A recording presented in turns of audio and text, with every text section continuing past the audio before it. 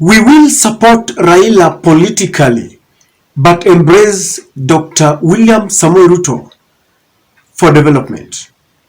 Those are the words of Raila's point man in Kisii as he tombs the Gusii Stadium for the anti-Ruto Azimio rallies.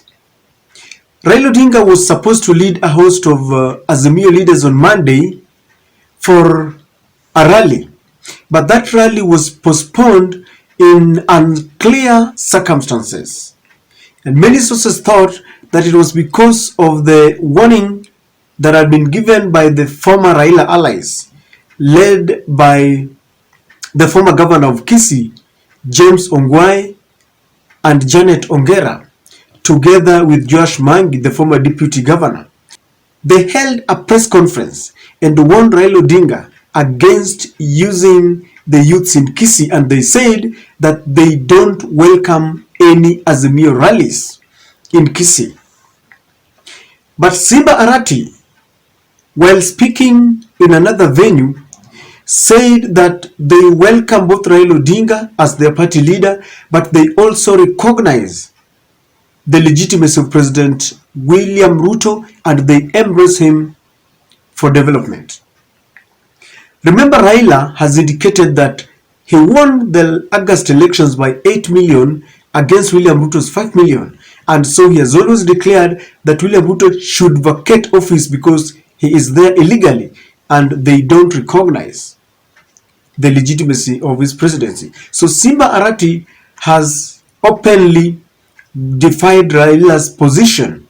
You know, someone was joking around in Twitter that the sentiments of Simba Arati is like a lady telling you that I like you as a brother because I have a boyfriend. He's telling Raila that we will embrace you as our party leader, but in fact we will support you politically, but we shall also embrace William Samoei Ruto. So ladies and gentlemen, there's a lot of anxiety as Raila goes to the Abagusi today. Simba Arati was one of the Raila's henchmen. He supported Raila and Raila supported him as an MCA in 2017, in fact in 2013 in Nairobi. Then he rose to be the member of parliament in Dagoretti, plunged his way to the gubernatorial position, and he fought big battles to be there. But after the August polls, he has held several meetings with William Samoei Ruto and even the cabinet secretary of trade, Mr. Murkomen, and it seems he has gotten a soft stand now for the president. This rally is coming against a backdrop of several things.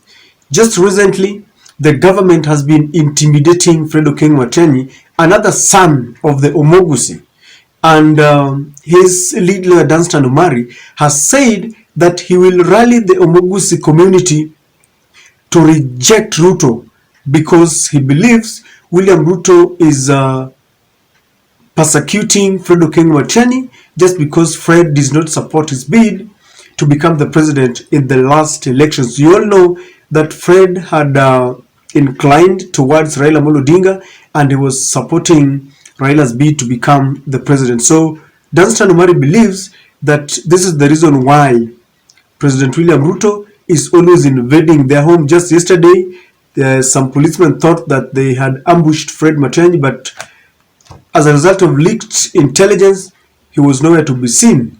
They've always wanted the CCTV cameras that Fred had alleged that to show them or to prove the allegations that Matiang'i had said that the police invaded his home in the middle of the night some few days ago.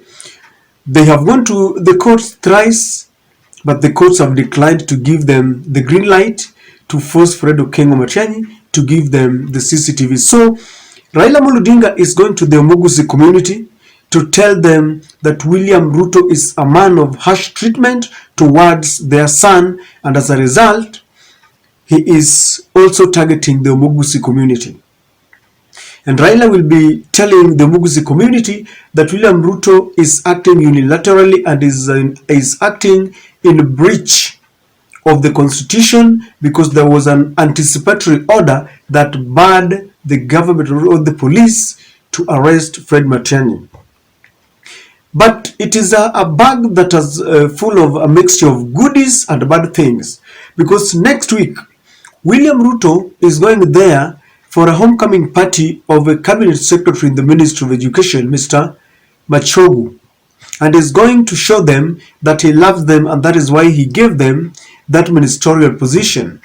He is also going there to tell them that he appointed the former Chief Justice David Maraga in the lucrative commission that is trying to inquire into the welfare of the police service and the prison service. So William Ruto is going there to remind them just how much he cares for them, when Raila is telling them that William Ruto does not mean any good for them. So the Muguzi community will be in between a rock and hard place to choose whether to believe Raila that will be accusing William Ruto, or to believe William Ruto who will be telling them just how much he loves them. And William Ruto will be launching developments there because he's developed a new way of working.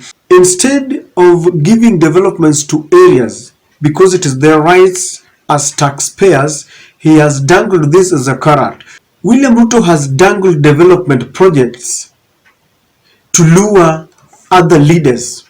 Just last week, he hosted over 30 members of Jubilee who swore their allegiance to him and promised to work with him, courtesy of the development projects that he will be giving them to take to their people.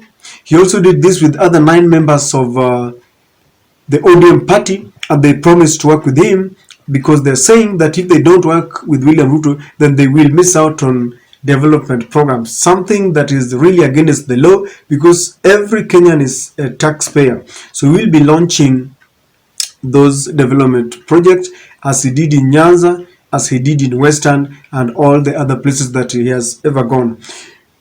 I don't know what is going to happen, because I remember the last time the Azimio had a rally in Kisii, at a time when Martha Karua was on the podium to address the people, some rogue policeman threw, I think it was a tear gas, and there was a lot of tension and anxiety there. So as they approach this rally today, I know there is it's a bit tensed, because the former governor and his team does not want this rally. You never know. Someone must just sponsor some small detonator or tear gas to bring confusion, and of course you all know what will happen. It will be accusations and counter accusations. The Azimio will be accusing the members who are allied to Kenya Kwanza, while the members who are allied to Kenya Kwanza will be accusing the Azimio. I only hope that this will not happen.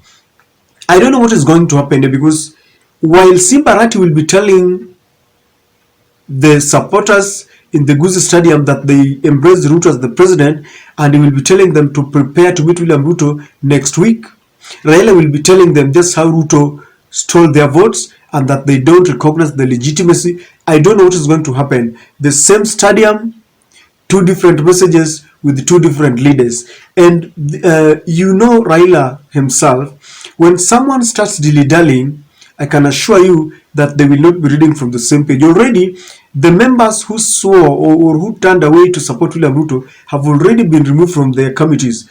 Fatuma Dulo has been removed in her position in the Senate, and she has been replaced by Senator Ledama Lakina. I don't know how Raila is going to take this. Simba Arati embraces William Ruto, yet Raila Odinga himself has said that those who are going to meet William Ruto are not going to get development as they're saying, but they're going for their selfish gains.